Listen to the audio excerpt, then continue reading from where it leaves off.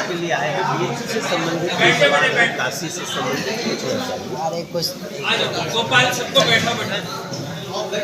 मैं भी आज काशी विश्वविद्यालय में आया, उसी मैदान में आज पहुंचे जहां आप कभी खेला करते थे। क्या ये हमारे लिए तीर्थ यात्रा जैसा है कि मैं काशी हिंदू विश्वविद्यालय में किसी कार्यक्रम में आऊँ।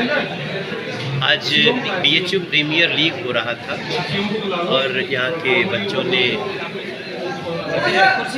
हमें इनवाइट किया। हमारे एक बनारस में एक मनोज तिवारी क्रिकेट क्लब भी है, पीपी आनंद चलाते हैं, उसमें बहुत सारे बच्चों को ट्रेनिंग दी जाती है।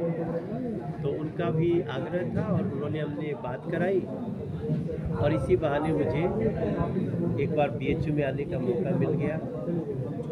बीएचयू में स्पोर्ट्स के मामले में अभी बहुत सारी प्रगति हो रही है। बीएचयू में पहली बार टर्फ विकेट बना है। काशी के बहुत सारे क्रिकेटर जो देश में नहीं निकल पाए, जो क्षमता होते हुए नहीं निकल पाए, उसका कारण था कि हमारे यहाँ टर्फ विकेट की कमी थी। हम बैटिंग विकेट पे खेलते थे। अब वो ज़रूरत पूरी हो रही है और जिस प्रकार से बच्चों को स्पोर्ट्स में इंगेज किया जा रहा है, देखिए मैं मानता हूँ युवावस्था में बहुत सारी ऐसी भी परेशानियाँ होती हैं। ख़ासतौर से मैं बोलूँ कि खाली दिमाग विकृतियों की तरफ ले जाता है। अभी एक बहुत बड़ा रिसर्च है कि अगर लोग स्पोर्ट्स से जुड़े तो नशे की तरफ नहीं जाएंगे। तो जिस भी तरह से स्पोर्ट्स में जोड़े रखना, जब आपको जीतने की, स्पोर्ट्स में कुछ करने की इच्छा होगी तो आप नशे की तरफ कभी नहीं जाओगे और आज के लिए बहुत आवश्यक है। So I want to thank Kapadi ji और यहाँ के जो अधिकारी हैं, जो लड़कों ने कराया है, सत्यनारायण सहित सभी को बहुत बहुत धन्यवाद। सर, महामना जी एक वाले में सबको पिरो के रखते थे, अभी जो देश के हालात है वैसा देखने को नहीं मिल रहा है। सब लोग एक दूसरे से लड़ रहे हैं, कहीं जाति धर्म के नाम पे, कहीं हिंदू मुसलमान के नाम पे। देखो, वो लड़ाइयाँ तो बंद नहीं होंगी। विचारों का संघर्ष आज से नहीं चल रहा है। जब राम थे तब भी रावण थे, जब कृष्ण थे तब भी कंस थे। तो कुछ विकृत मानसिकता के लोग होते हैं। मैं उन लोगों का पक्षधर हूँ जो सही समय पे सही बातें रेज करते हैं। बहुत सारी चीज़ है। हम 11 साल हो गया, 11वां साल हमारा सांसद का है। नरेंद्र मोदी जी देश के प्रधानमंत्री हैं। हमने कभी ये थोड़ी कहा कि हमने देश की सारी समस्याएं समाप्त कर दी। हाँ, बहुत सारा ऐसा काम किया जो कोई सोच भी नहीं सकता था कि गरीब को 5 लाख का फ्री इलाज मिलेगा। किसी भी कम्युनिटी का कोई 70 साल का बुजुर्ग हो, उसको 5 लाख रुपए की सालाना इलाज की जिम्मेदारी केंद्र सरकार लेगी। लोग ऐसी ऐसी हाईवे बनेगी, ऐसी ऐसी सड़कें बनेगी। बनारस में भी अंतर्राष्ट्रीय स्पोर्ट्स स्टेडियम बनेगा।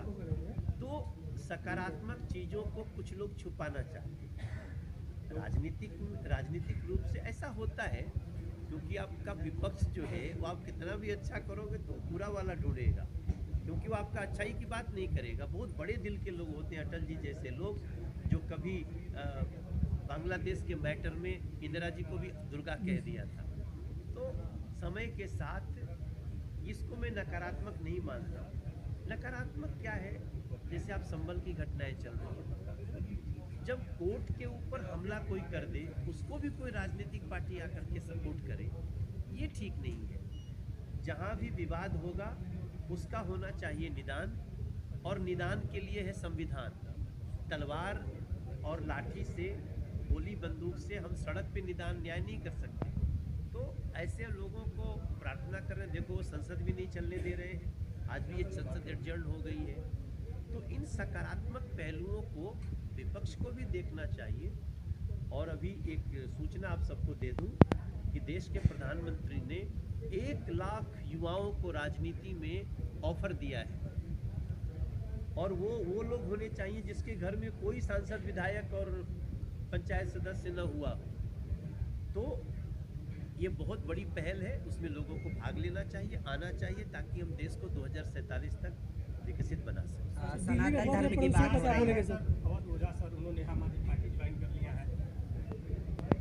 देखिए, आज की डेट में जो आम आदमी पार्टी ज्वाइन करेगा वो दिल्ली का सबसे बड़ा दुश्मन होगा और देश का भी सबसे बड़ा दुश्मन होगा। सनातन सर बोर्ड पर दिल्ली क्या में कहेंगे? प्रदूषण के लिए क्या देवकी बोलेंगे? नंदन जी दिल्ली में आए। प्रदूषण से बढ़ रहा है इतना खराब। आप सोचिए, दिल्ली पोल्यूशन के मामले में, जमुना की गंदगी के मामले में, बुजुर्गों का पेंशन नहीं मिलता है दिल्ली में, 11 साल से एक गरीब का राशन कार्ड नहीं बना, गलियां टूटी हैं, सब कुछ। और मुख्यमंत्री को सुप्रीम कोर्ट ने सस्पेंड कर दिया भ्रष्टाचार के लिए। उसके बाद भी कोई उसको अगर ज्वाइन करना चाहता है तो उसका इतिहासकार नहीं हो सकता। कई लोग ऐसे हैं जो गलत इतिहास लिखे हैं, आज उनकी खैर खबर ले रहे हैं हम लोग न्यू एजुकेशन पॉलिसी में।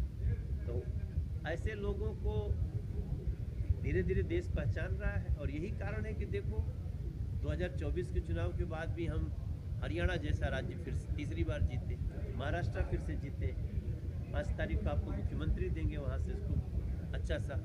तो दिल्ली भी पक्का इस बार दिल्ली में हम लोग दिल्ली में भी सकारात्मक दिल्ली का लाभ देने वाली सरकार है। भैया सनातन धर्म को लेकर तमाम बातें हो रही है, आप इस सनातन बहुत ही सनातन बोर्ड जल्दी बनना चाहिए, हम इसके पक्ष में। ठीक है, धन्यवाद, थैंक यू। वो कहाँ गए?